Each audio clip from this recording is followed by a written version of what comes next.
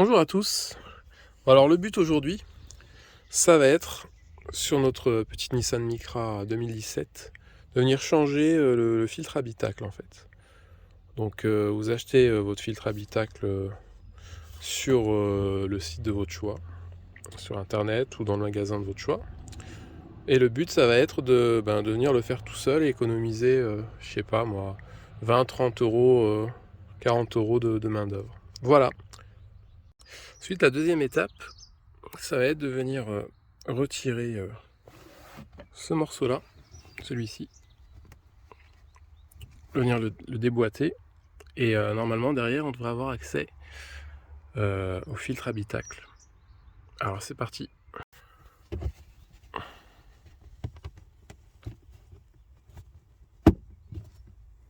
Voilà, on tire doucement, on essaye de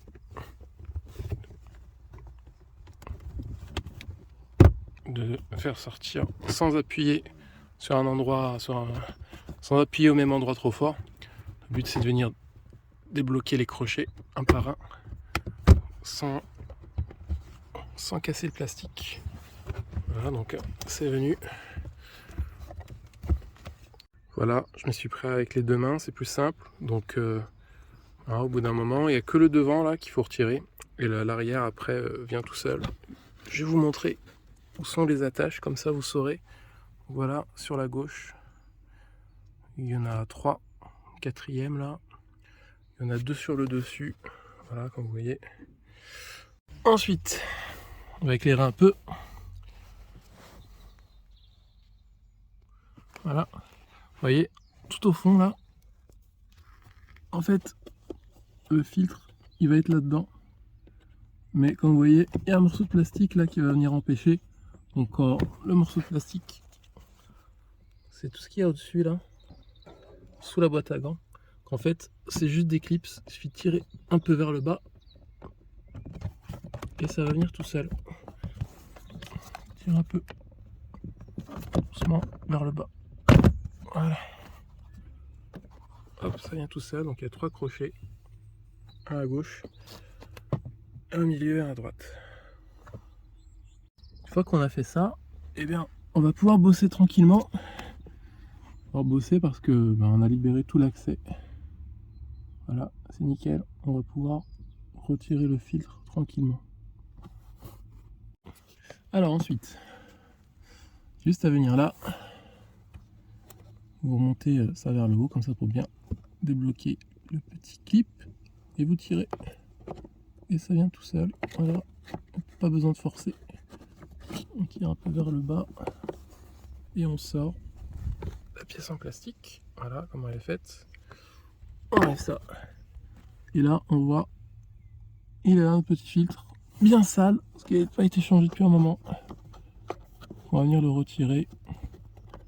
Alors sur ce genre de filtre, je pense vu le prix, ça sert à rien de s'embêter à le nettoyer pour le remettre, autant en acheter un nouveau. Vu le prix, surtout vu comme c'est chiant d'accès. Voilà, donc on le sort tranquillement. Ça, on regarde bien le sens dans lequel il a été mis. Donc les stries comme ça, du bas vers le haut. Et normalement, voilà, en bas, des fois ils mettent des flèches pour indiquer, voilà, vous avez là airflow. Voyez, donc je l'ai sorti comme ça.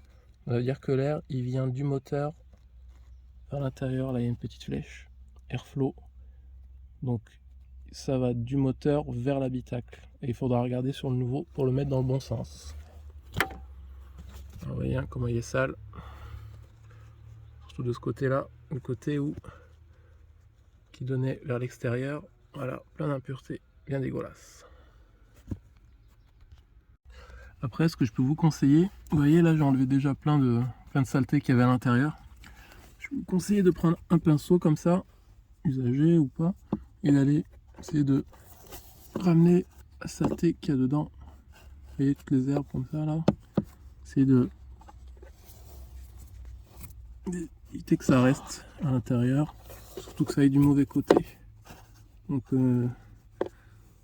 voilà, histoire de bien nettoyer tout ça.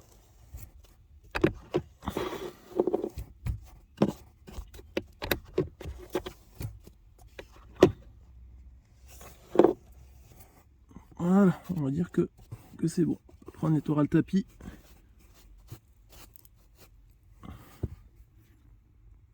Voilà, ensuite on va prendre le nouveau filtre. Tout neuf.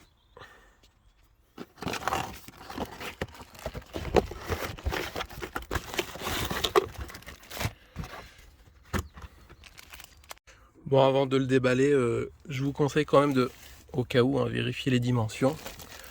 Bon, mieux les vérifier avant d'avoir acheté. Mais bon, vous regardez à peu près. Normalement, il y a des petits écarts, mais bon, ce que j'ai vu sur le site, les dimensions sont pour un même véhicule sont jamais au millimètre près. Il y a des fois, il y a quelques millimètres d'écart entre les filtres, mais a priori, c'est pas trop grave. Alors voilà, ça c'est le nouveau filtre Bosch. On a le sens ici, le sens de l'air, et on va le remettre dans le même sens que on avait trouvé l'original, donc sens de l'air de l'autre côté, comme ça à l'envers, avec l'air qui passe du moteur vers l'habitacle. Et on va juste aller repositionner le filtre à l'intérieur. Donc voilà, on y arrive, c'est un peu galère à rentrer, mais on finit par y arriver. Faut un peu appuyer sur la partie d'en dessous là pour la faire rentrer. Bien viser aussi en haut pour que ça soit en face. Voilà, après ça finit par rentrer, donc on rend juste ce qu'il faut. Voilà, et on va venir ensuite remettre le cache, je vous montre ce que ça donne. Voilà. Et on va remettre le cache. Donc pour le cache, on va le reprendre dans le même sens qu'on a trouvé tout à l'heure, donc face plate avec le crochet à l'intérieur. On va essayer de le mettre en face et faire en sorte qu'il s'accroche bien sur la partie supérieure. D'abord on le met bien en place, bien le caler en haut, et après bien le caler en haut. Voilà, je l'ai bien calé en haut d'abord, et après je vais venir rentrer le crochet là et appuyer jusqu'à entendre un clic. Voilà, le clic, c'est fixé, nickel. Donc après il n'y a plus qu'à remettre la pièce qu'il y avait sous la boîte à gants. Pareil, on l'enfonce, qu'elle vienne se mettre là dans le sorte d'emplacement prévu, sorte de creux qu'il y a au fond. Et après on remonte tranquillement en mettant les crochets dans leurs emplacements prévus sous la boîte à gants. Donc on met celui du milieu d'abord. Voilà. Et voilà. Il n'y a plus qu'à mettre le cache de gauche maintenant. Donc ensuite va rester maintenant la partie de gauche qu'il va falloir remboîter. Donc voilà, il y a ce crochet là au bout et celui-ci qu'il va falloir faire venir glisser dans ces deux crochets blancs. Donc les faire glisser de l'avant vers de l'habitacle vers le moteur, quoi, comme ça. Ça est dedans. Et après il n'y aura plus qu'à faire rentrer les bouts de plastique là, les clips, dans les trous qu'il y a juste en face. Alors on commence par cette partie là et on remonte petit à petit. Et voilà ce que ça donne après avoir tout reclippé. Donc le clip du fond, celui du milieu on le voit pas, et après il y a ceux en plastique là. Ici c'était un peu galère, il a fallu pousser un peu, forcer un petit peu, mais voilà, ça finit par se clipper tranquille. Merci à vous d'avoir regardé ce tuto, et puis n'hésitez pas dans les commentaires si vous avez des questions. Et puis je vous dis à la prochaine.